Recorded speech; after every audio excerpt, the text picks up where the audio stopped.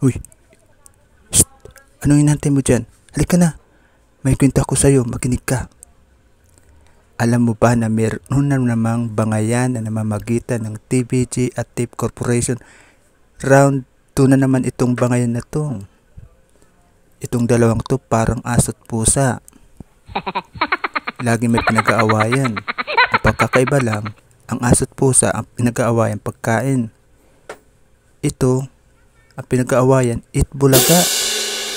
Ano kayang lasa ng itbulaga? Ba't lagi itong pinag-aawayan ng TVG at Tape Corporation? Itong kwento natin, people, idadaan natin sa perspective, ha. Ibig sabihin sa matalinong pananaw, hindi po sa panig tayo kay ganito, kasi hindi natin siya gusto, kasi hindi natin gusto si ganito. Perspective, ibig sabihin, tumitingin tayo sa takbo ng kwento at mga posibilidad kung bakit ganun. Okay, umpisa natin. Ang TVG ay planong magsampa ng kaso ng cybercrime laban sa Tape Corporation. Ang tanong, bakit cybercrime ang isasampang kaso laban sa Tape Corporation? At ito ang paliwanag ng abogado ng TVG. Ayon sa abogado ng TVG, ang kanilang isasampa ay cybercrime dahil illegal na nanghak ang Tape Corporation ng Itbulaga YouTube channel. Ibig sabihin, ang Tape Corporation ay nanghak ng YouTube account ng Itbulaga. Yun ang ibig sabihin ng cybercrime. Pero, ang sabi naman ng abogado ng Tape Corporation, hindi ito hacking at hindi sila pwedeng idemanda ng cybercrime. Dahil, una, napatunayan nila sa YouTube Philippines na ang may-ari ng Itbulaga YouTube channel ay Tape Corporation. At ano ang ipinakita nila sa YouTube Philippines? Ang ipinakita nila ay ang bank account ng Tape Corporation na nakalink doon sa YouTube account ng Itbulaga. So, ibig sabihin, ang binabayaran ng YouTube Philippines ay ang Tape Corporation na siyang may link sa Itbulaga YouTube channel. Yun ang pinakamalakas na ebidensya na ipinakita ng Tape Corporation. So, ibinigay ito ng YouTube Philippines sa dumaan sa proseso. Pangalawa, ang gumawa ng YouTube account ng Itbulaga ay empleyado ng Tape Corporation na kung saan siya ay nagtatrabaho sa ilalim ng administration office.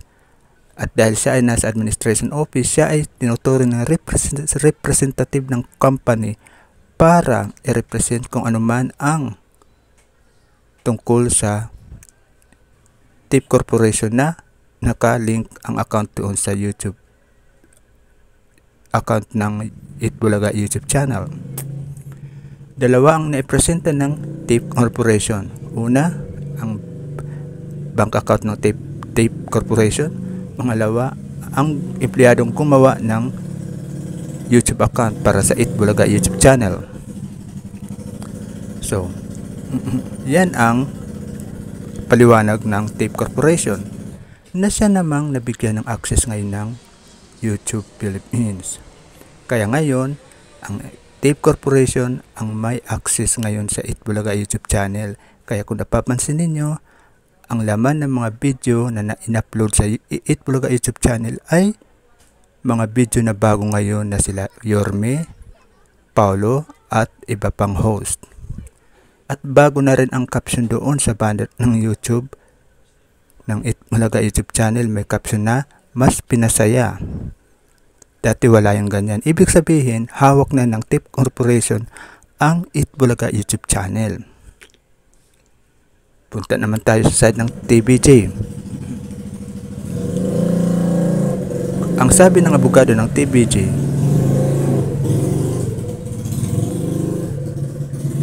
pag napatunayan nila na ang ginawa ng Tape Corporation ay misrepresentation para makuha ang YouTube channel account ng Itbulaga, ito ay isang cybercrime. Ayan, kung mapapatunayan nila na ang ginawa ng TIP Corporation ay isang misrepresentation, ibig sabihin may halong panlilin lang ang ipinakita nilang dokumento. Pwede rin yan, people. Pero tumingin tayo sa ibang perspective. May tsansa ba na manalo ang TBG sa isasampang kasong cybercrime laban sa TIP Corporation? Mukhang malabo, people. Mukhang malabo may panalo yan. Dahil nung unang labanan pa lang tungkol sa copyright infringement, ang TIP Corporation ay mayroon ng pinanggahawakang mga ebidensya. Samantalang ang TBG, ang hawak nila ay verbal. At ang kanilang ebidensya nga ay ayon kay Nito Soto, si Joey De Leon ang nag-imbento ng pangalan na Itbulaga. Pero hindi ito pinakinggan at pinanigan ng Intellectual Property Office of the Philippines. Bagkus, ibinigay ang renewal ng Itbulaga doon sa TIP Corporation. Pagkatapos nga ito mag-expire ng nakaraang buwan, ng May yata, kaya itinuloy ang renewal ng TIP Corporation sa Itbulaga. Ibig sabihin, ang may-ari ng Itbulaga ay TIP Corporation. Yan ang mga perspective na pananaw. Dahil kung hindi silang may-ari ng TIP Corporation, hindi sa kanila ibibigay ang renewal. Kasi hindi silang may-ari. Pero dahil sila ang may-ari ng TIP ng Itbulaga, sa TIP Corporation ibinigay ang renewal ng Itbulaga na pangalan. Kaya ngayon, umeere ang Itbulaga sa GMA7 sa ilalim ng TIP Corporation dahil nga legal ang pagkaka-award sa kanila ng renewal. So, legit ang TIP Corporation bilang may-ari ng Itbulaga. Kung itutuloy pa nila ito sa korte ng TBG ang kaso, dahil nga ayon sa kanila, ito ay isa lamang proseso at hindi pa ito ang tinatawag na final decision ng court. Ayon nga sa kanila, trabaho ito ng IPO pero hindi na tumitingin ang IPO kung ito ay legal o hindi. Basta trabaho nila na i-renew ang brand ng Itbulaga. Sa puntong yan, people, nagpapakita lamang na ang TIP Corporation ay may malakas na ebidensya. Punta naman tayo ngayon sa Itbulaga YouTube channel. Sa unang puntos, nakapuntos na naman ang TIP Corporation ng mga halos host. Nakapagbigay na naman sila ng ebidensya.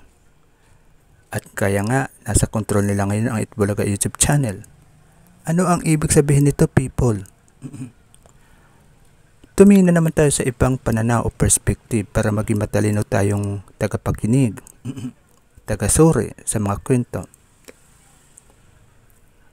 Alam mo yung mga upload na video sa Itbulaga YouTube channel ay ang mga lumang video ng TBG. Ang tanong, sino ang nag-upload ng mga video ng TBG at The Barkads noong sila Joey ay nasa GMA7 pa o nasa TIP Corporation pa o nung panahon na sila ay host pa ng Itbulaga? Walang iba kundi ang TIP Corporation, people. Kahit sabihin pa ng TBG na mga video nila ang nandoon sa Itbulaga YouTube channel, ito ay hindi magiging ebidensya para angkin nila ang Itbulaga YouTube channel. Dahil ang ebidensya ay hindi po sa video, people. Ang ebidensya ay kung sino ang nakapagpresenta na may kinalaman sa YouTube account. Una, dokumento. Pangalawa, email. So, ang naipresenta ng TIP Corporation ay ang bank account at ang email. Kasi ang Itbulaga YouTube channel ay isang monetized na channel, kaya ang binabayaran ng YouTube Philippines ay dumadaan sa bank account. Malamang na ang ipinakitang bank account ay TIP Corporation. Doon ang naging malakas na ebidensya ng mga halusos o ng TIP Corporation. Magaling, magaling. May tsansa ba ang TBG na makuha uli ang Itbulaga YouTube channel. Pero bakit nga ba pinag-aagawan itong Itbulaga? Ano bang meron sa Itbulaga? Ang Itbulaga kasi people, branded yan. Pag hawak mo ang Itbulaga, nandiyan kasi ang puso ng mga tao. Ang tendency kasi ni people, pag nanonood ka ng Itbulaga, hindi ka tumitingin kung sino ang host.